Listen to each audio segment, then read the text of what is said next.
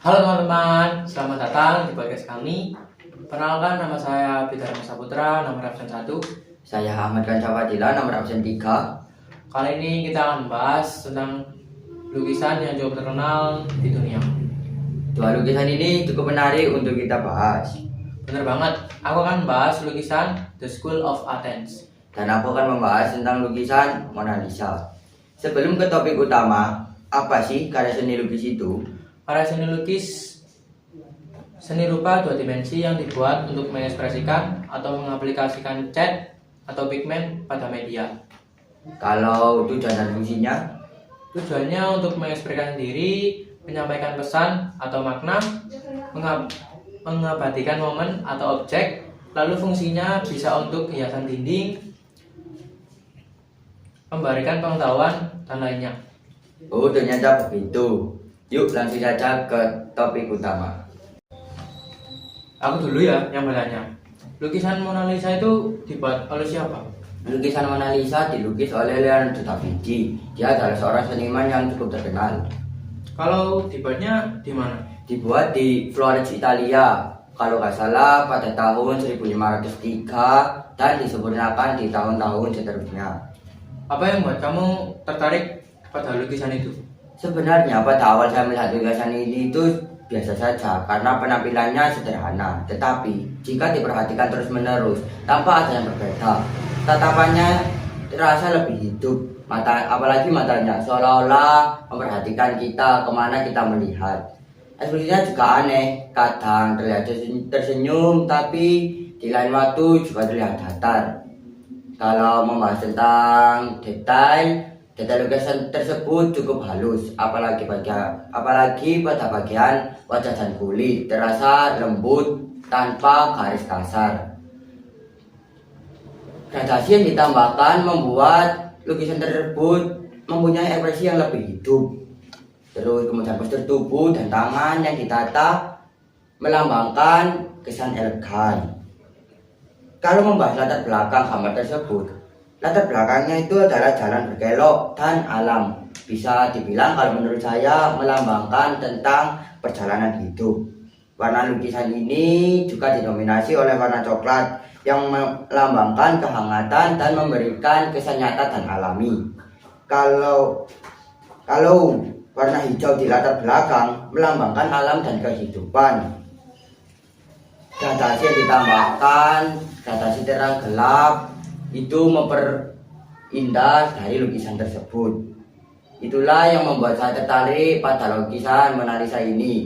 Beberapa orang akan penasaran dengan ekspresi Mona Lisa sebenarnya karena ekspresinya tidak jelas dan membingungkan. Cukup misterius ya Mona Lisa.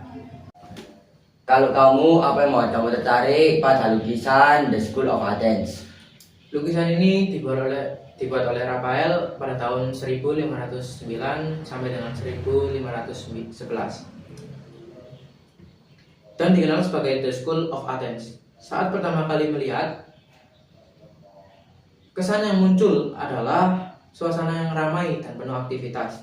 Banyaknya tokoh yang hadir dalam satu ruangan membuat lukisan ini terasa hidup dan dinamis. Namun, jika dilihat lebih dalam, suasana diskusi yang digambarkan sangat teratur dan tertib.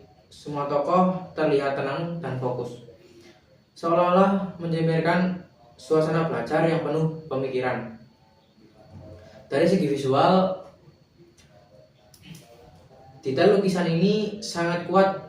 Bentuk tubuh, lipatan pakaian, serta komposisi ruang digambar yang sangat rapi dan halus, menunjukkan kemampuan teknik yang tinggi dari pelukisnya. Penataan tokoh-tokoh dalam lukisan juga membuat keseluruhan tampak seimbang dan terarah. Penggunaan warna dalam lukisan ini cukup cerah seperti warna merah, biru, kuning, tetapi tetap terasa harmonis. Warna merah tampak menyala seperti bara api yang melambangkan semangat berpikir. Sedangkan biru hadir seperti langit luas yang memberi kesan kebijaksanaan. Warna kuning keemasan terlihat cahaya pengetahuan yang menerangi ruangan. Sementara warna-warna lembut lainnya memperkuat kesan dan seimbang, memperkuat kesan tenang dan seimbang. Menurut saya perpaduan warna tersebut membuat lukisan ini terlihat indah dan penuh makna.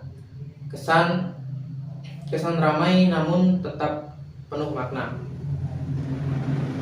Lukisan ini tidak hanya menarik secara visual, tapi juga menggambarkan semangat berpikir, berbagi ilmu. Hal itu yang menjadikan The School of Athens menjadi salah satu lukisan yang digemari banyak orang. Mungkin itu aja yang membuat aku tertarik pada lukisan ini. Kedua lukisan itu mempunyai daya tarik, kelebihan, dan kekurangannya masing-masing menurut pendapat kita berdua. Benar, masing-masing apresiasi yang kita berikan pada orang lain berbeda-beda. Jelas berbeda. Opini, apresiasi tentang suatu lukisan kita berdua dengan orang lain itu tidak akan sama. Sekian podcast dari kami berdua. Saya Ahmad Kanca Fadila. Saya Firman Saputra. See you next time. See you next time.